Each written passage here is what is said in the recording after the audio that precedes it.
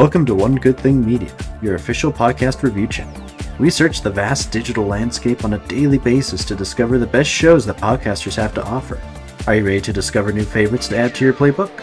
Stay tuned and listen to host Gerald Spears' latest podcast reviews.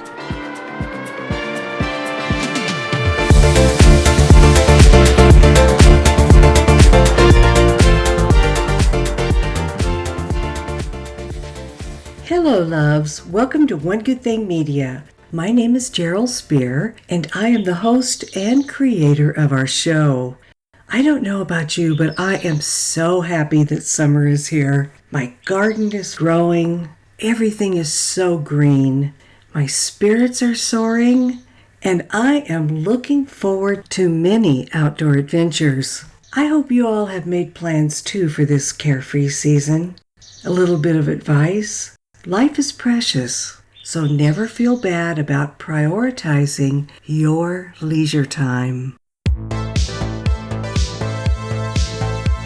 Did you know that you can support us by supporting Who Gives a Crap? A company that really does give a crap. We've been loyal customers of WGAC for 5 years. They produce the greenest toilet paper and paper towels on the planet, have a microcarbon footprint, and donate 50% of their profits to help underdeveloped countries safely manage human waste. Please give a crap by clicking the sponsor link in our show notes and go even greener starting today.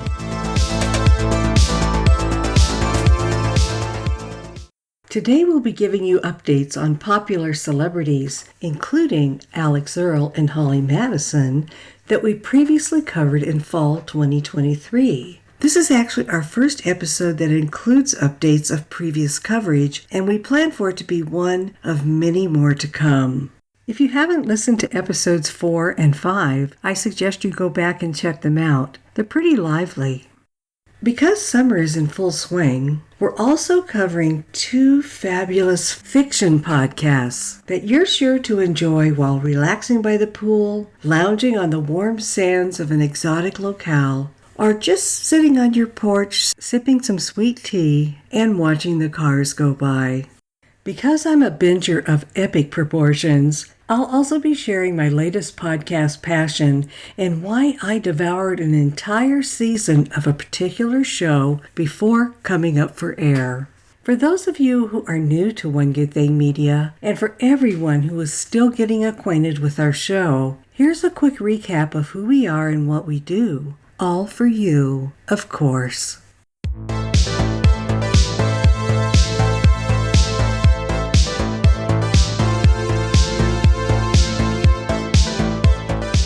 One Good Thing Media was created with eclectic listeners in mind who enjoy a variety of different genres and podcasts. Our goal is to help you, the listener, discover podcasts that could become your next favorite shows. To do this in the best possible way, we are a review channel that thoroughly researches and listens to multiple episodes of each podcast we critique and recommend. The inspiration for this format?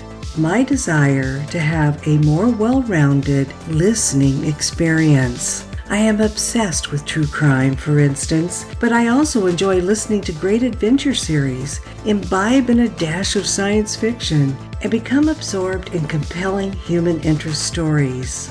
If you crave variety like I do, One Good Thing Media is a terrific destination where you can learn about what else is out there to sate your eclectic listening tastes.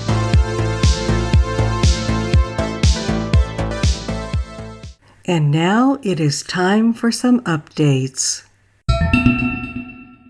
Our first update today will be about Alix Earle and her Hot Mess with Alix Earle podcast. As you know, Alix Earle has the rare ability to wear a halo and a pair of horns at the same time. We featured Alix and her Hot Mess podcast in episode 4 in November of 2023. Back then, Alix had recently graduated from Miami Herbert Business School and had recently begun dating the man of her dreams, Miami football star Braxton Berrios. She virtually introduced us to many of her family members. Her hot mess, of course, was new. Her TikTok presence was off the charts. And Alix partied like she was auditioning for a new role in Animal House and continued to function even though she had horrible hangovers, nausea, and was suffering from lack of sleep. My hat's off to her. I don't care if she's 23 or not. I couldn't have done it then. Here are a few updates on this wild child. Alix has turned 23 years old. She's as gorgeous as ever and remains devoted to her blended family. She also continues to value her ongoing friendships. I don't know how she has time, but she does. And it appears that she's also maintaining a solid, intimate relationship with Braxton. Besides continuing to drink like a fish and partying harder than a first-year frat boy, Alix is still topping the charts on TikTok, starring in her hit podcast, and constantly traveling all over the country and the world. Honestly, I find that Alix is such an interesting mix of good and bad behavior, and unlike us mere mortals, can do everything that I just mentioned with equal aplomb. Now this summer, Alix has announced that she's going to be spending an entire month in Montauk, which is a summer hamlet on the Long Island Peninsula, where she'll be partying with her girlfriends, and I'm assuming, and rightfully so, that she'll be commuting to New York City's Lower East Side, where she can repeat her previous antics of getting blind drunk at clubs, barfing on the floor, dancing on top of bars and tables, and being carried out of these party havens after peeing her pants. Here's a clip from Alix's most recent Hot Mess episode, at the time of this recording, of course, when personal life is public with guest Monet McMichael. I had to break up the clips a little bit. I put a pause in between them, just because I wanted to give you a flavor of their talk, and the first voice you're going to hear is Alix. Or like watch videos that are like about you or read comments about you. You know what? That's something I had to really cut out of my life. Like in therapy for my mental health to literally be sane, I had to I don't look at my mentions anymore. Mm-hmm. And when I open my app and it's like 500 mentions, I actually want to pass away. Yeah. It makes me sick to my stomach. Anytime I see a video and it's like, I'll scroll. It's like me talking on the podcast, scroll. I'm like, I can't look about myself. Can't look at myself. Don't want to hear me. Don't want to hear about me. Like, Same. I'm like, it's not gonna. I'm so glad that you do that too. Yeah. Because that's... I get scared. It's so toxic. Yeah, it is. Last year, I want to say, the first time anyone ever told me about Reddit, and I didn't even know what Reddit was. I was Trigger warning. They were like, never read about yourself on Reddit. So obviously I'm like, okay, well, I'm going to go search myself up on Reddit. And I looked, I was on there for 30 minutes. I think I was on the treadmill and I was like, you know what? I was like, I'm never doing this again. Ever. And I just cannot look at that because that's not a nice place. Same. We put ourselves out there and people are allowed to say whatever they want. And we are this online character, but it's weird because we're also just people and I'm just a girl. Yeah. I'm just a girl. Someone told me one time they were like, don't listen to criticism from someone you wouldn't take advice from. Ooh. And I think about that a lot of the times. I'm like, you don't know me enough to give me personal advice, so maybe I won't listen to your hateful comments. Tying back to the relationship of it all, I feel honestly it's made us grow just stronger, I feel because you have to kind of just not internalize the comments and all the opinions and kind of things like that. Once you conquer the internet, I feel I don't even know if it's possible. You can't listen to it. Anything, because I feel that's the hardest part for me. Sometimes I'm is not replying back to it. Yeah, I'm I want to clap back so many times where I'm just I know. This is so obviously not. Did you see when I found that dress with puke on it? Oh, yeah. All these people who don't even know me, they're like, this is a nasty girl, da-da-da. I was I'm not nasty. It's one nasty moment. Okay. One last update on Alix. She revealed this season that she always celebrates her birthday for an entire month. And on the day of her birthday, she always gets naked in public. It's like a tradition. And this past year, she got naked in the back of an Uber. How would you like to be that driver? As part of episode 5 that dropped in November 2023, we covered the Girls Next Level podcast with hosts and former Playboy bunnies Holly Madison and Bridgette Marquardt. in the 2000s, both ladies were dating and having intimate relationships with Hugh Hefner, the octogenarian and founder of Playboy magazine. To be honest, I find that the entirety of Season 2 isn't nearly as entertaining as Season 1, especially the earliest episodes of the first season when Holly and Bridgette talked about what went on behind the scenes at the Playboy Mansion, and they did it in such a way that many of our salacious suspicions were confirmed. I also love their attitudes while sharing many of these details. We did it was fun, we moved on. But when the show evolved into mostly covering each of the Girls Next Door TV episodes, my fascination began to wane. Part of this stems from my absolute aversion to rewatchable shows in general. But with that said, I do have one interesting update. Crystal Hefner, who was married to Hugh Hefner from 2012 until his death in 2017, recently sent a cease and desist notice to Holly Madison. Crystal is claiming that comments made by Madison on the Girls Next Level podcast were malicious and intentionally misleading. I'll keep you posted on this ongoing drama. In the meantime, check out episode 36, What We Really Think About Crystal's Book, with special guest Marston Hefner, Hugh Hefner's son, who contributed quite a bit to this conversation. Before we move on to What Are You Listening To?, I wanted to mention that Holly and Bridgette have been hosting Girls Next Level for 18 months. And during that time period, they've accumulated and created a lot of exclusive material that they have put on their Patreon account. Behind their paywall, subscribers can access a separate podcast series called Slumber Party with Holly and Bridgette, view personal scrapbooks from their years at the Playboy Mansion, and watch or listen to commercial-free and uncensored episodes of their Girls Next Level podcast.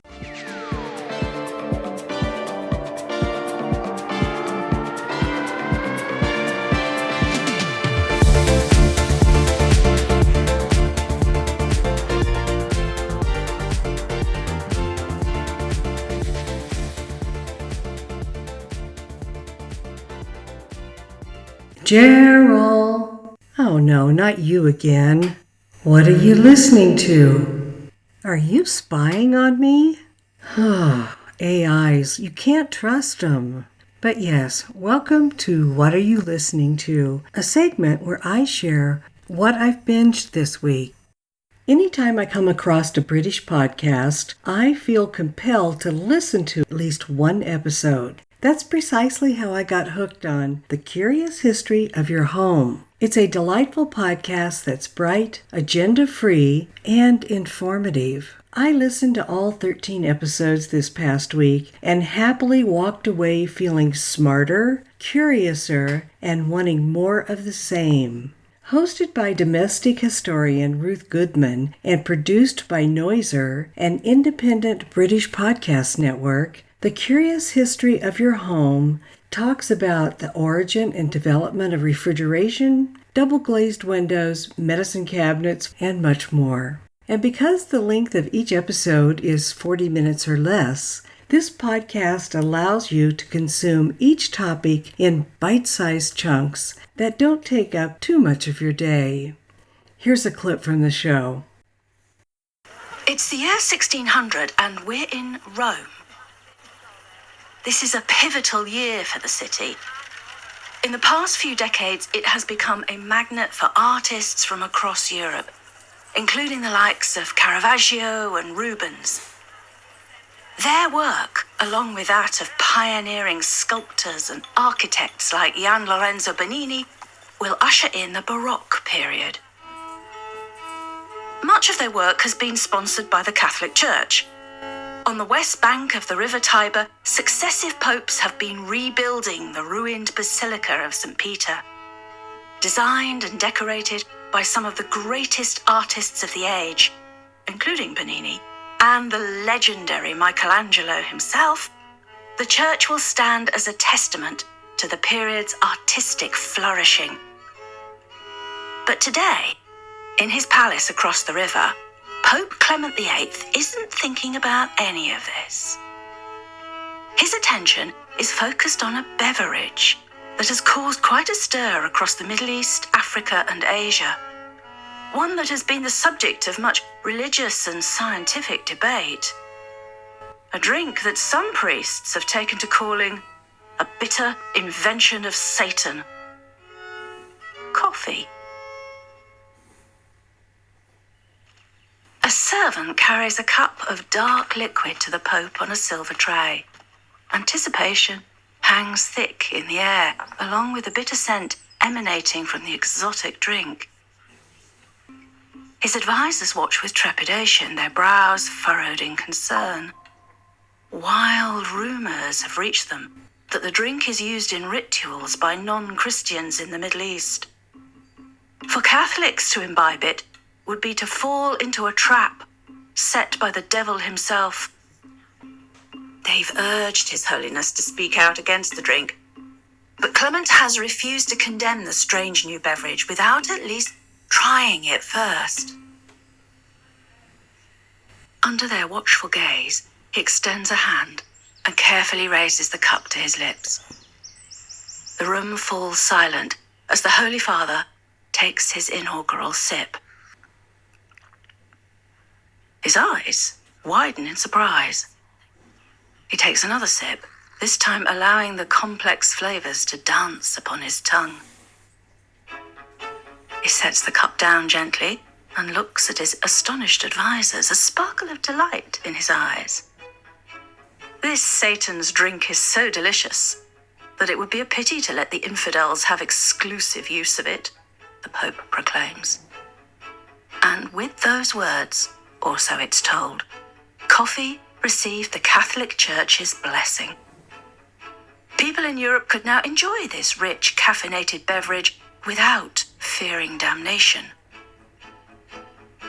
Now, this tale has probably been embroidered a lot over the years, but it does seem likely that Clement was the first pope to try coffee, and within 100 years it would be all the rage right across Europe. So how did coffee go from exotic object of suspicion to one of the most popular beverages in the world? Let's find out.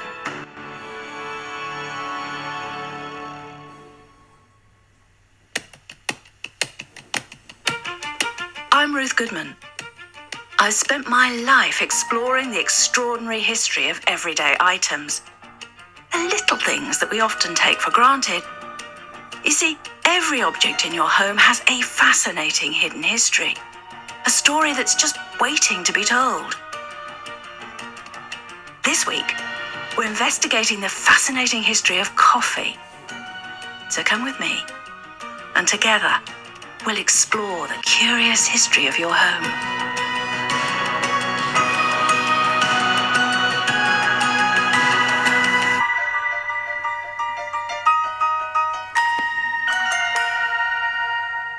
Love this show. Check it out. The Curious History of Your Home. Before moving on to our next segment, I want to share a little information about Noiser, an independent podcast network which puts it in an increasingly rare position among today's multimedia podcast companies. In general, top independent podcasts like Noiser or Tenderfoot TV tend to be bolder in their programming choices and aren't as restricted by the rules that govern big business, aka multimedia corporations. In addition to the curious history of your home, Noiser produces a variety of podcasts, including Adolf Hitler, Rise and Downfall, Real Outlaws, and Detectives Don't Sleep. By the way, I just reviewed Detectives Don't Sleep in episode 24. If you haven't listened to it, you should check it out. You can also get more information about Noiser on www.noiser.com/podcasts.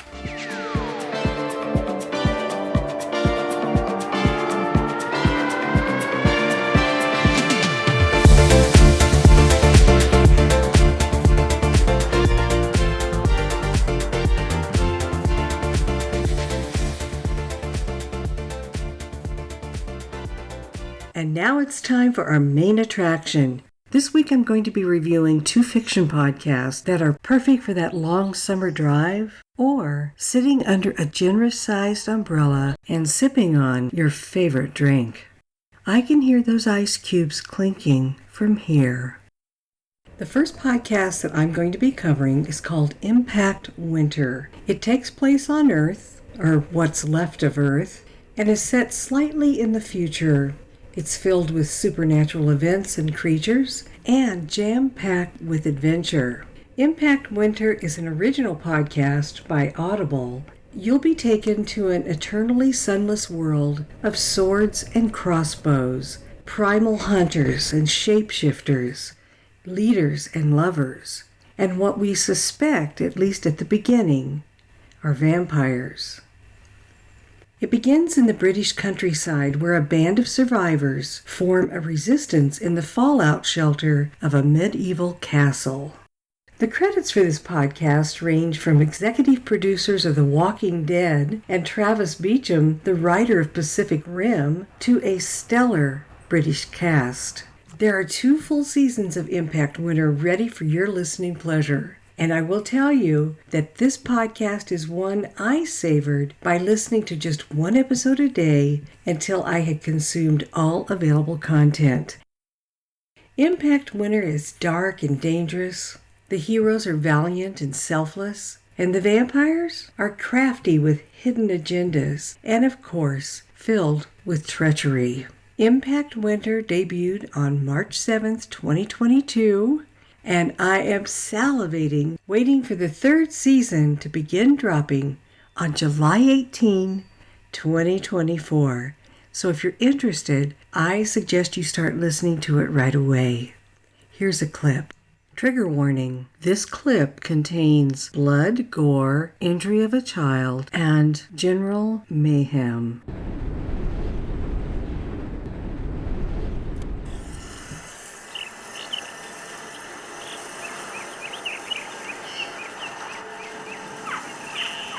I found myself under a crisp blue sky, beside a muddy river. The sun, bright and hot on my skin, so close, so real. Daylight. Actual daylight. I heard something small and quiet behind the shuddering reeds. A voice. I found myself drifting towards it. Towards a house of clay and thatch on the bank. A body laid face down in the mud. A woman in ripped, bloody linen. I recognized the wound in her back. It was from a sword. Ahead of me, a younger woman with long, dark hair, sitting on the ground, rocking, crying softly. In her trembling arms, I saw the limp and twisted shape of a small girl, slick with blood. It was a raw moment. I felt ashamed for watching like I didn't belong. Do you need help? She fell quiet at my words and I froze. Then she threw her head back towards the bright blue sky and screamed with such rage, as if to damn the sun itself for bearing witness. And slowly, the light that warmed my skin answered her, growing as hot as fire.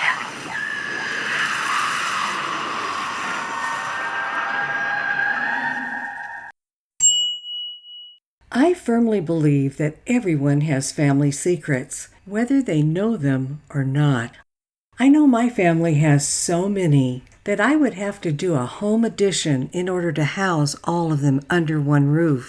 That's why Dirt, an audio drama about unearthing family secrets, grabbed me from Chapter 1, and I think it will affect you in a similar manner. Chris Kayala is the writer, producer, director, and voice actor of Dirt, and it's produced by Studio 5707.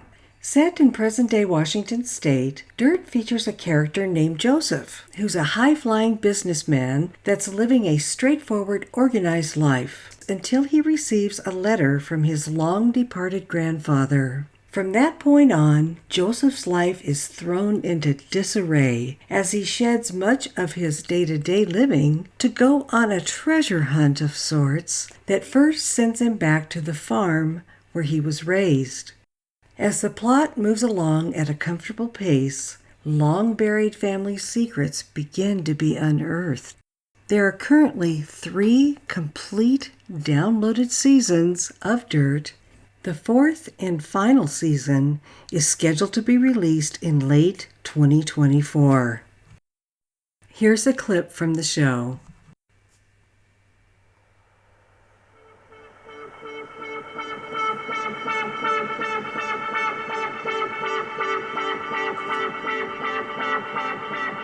I call Kim next as I crest Monastash Ridge on Interstate 82 and descend into the wide Kittitas Valley.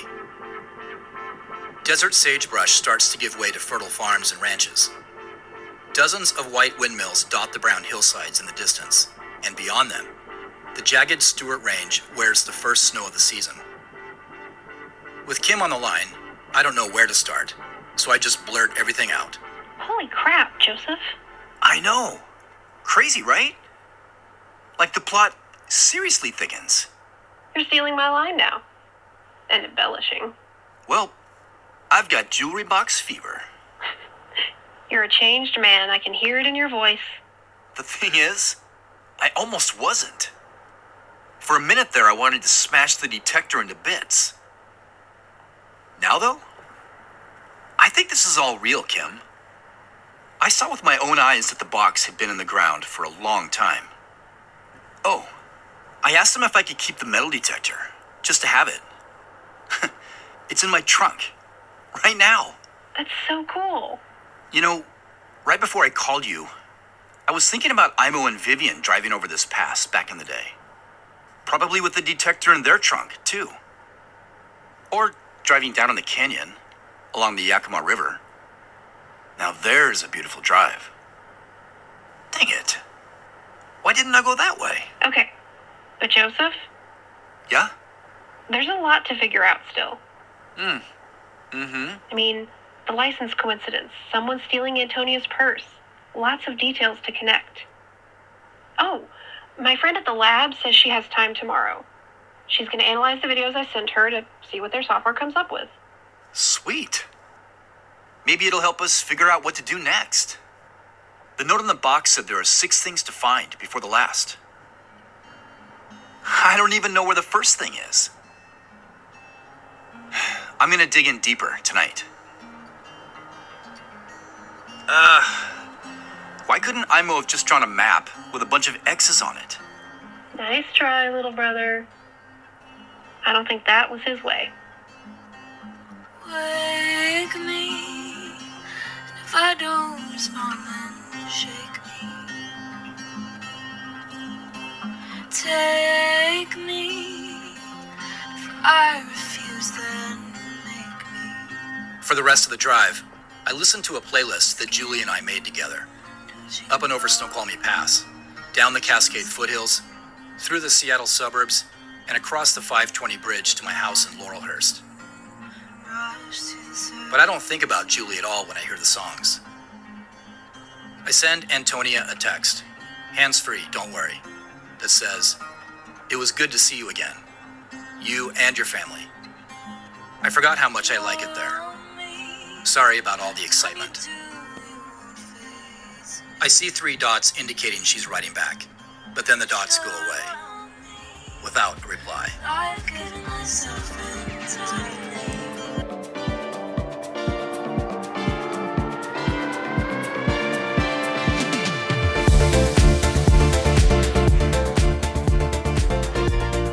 And that's a wrap for episode 25.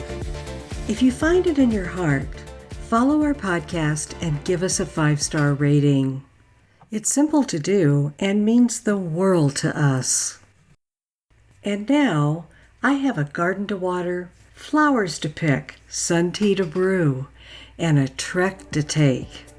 So until next week, loves, may all of you walk in sunshine just like I'm doing right now. Love you.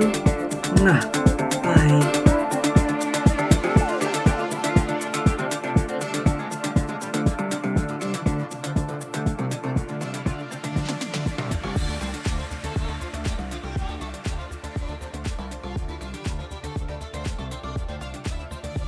One Good Thing Media is brought to you by our host and creator, Gerald Spear. All things technical are by David Dodd, and our announcer is Robert Spear. Our theme song for Season 2 is Force by HGST.